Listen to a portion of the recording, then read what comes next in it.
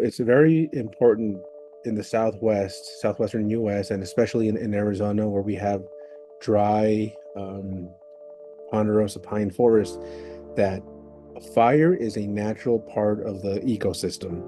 So it's naturally occurring. It happens, with lightning strikes from lightning storms. So that's nature's way of thinning itself out. But we created, and by we I mean, as a country, we created an ecosystem where we were putting out those fires, and we were perhaps overlogging some of the forests, and it totally threw off that balance. So we're trying to now mitigate that wildfire risk. We can't prevent all wildfires, and we shouldn't, because it's a natural part of the ecosystem. But what we do need to do is return to a more low intensity, high frequency fire regime. So what that looks like is we go in and we do our job. We do the forest thinning.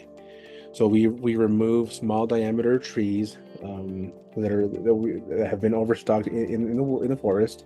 We cut the overstocked trees, and we send them to the sawmills that are our customers. Right now we have our customers are in Phoenix. So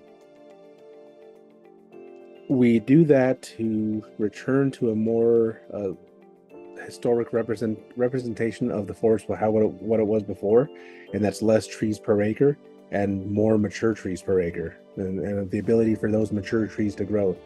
Because what happens is those mature trees, they have a bark that is fire resistant. So those trees that are fire resistant, that bark is fire resistant. If you have a normal historic ground fire, that fire will do nothing. It might char the bark on the tree, on that ponderosa pine, but it won't burn it down. And that's low intensity, high frequency. So those are happening every 5, 6, 7 years.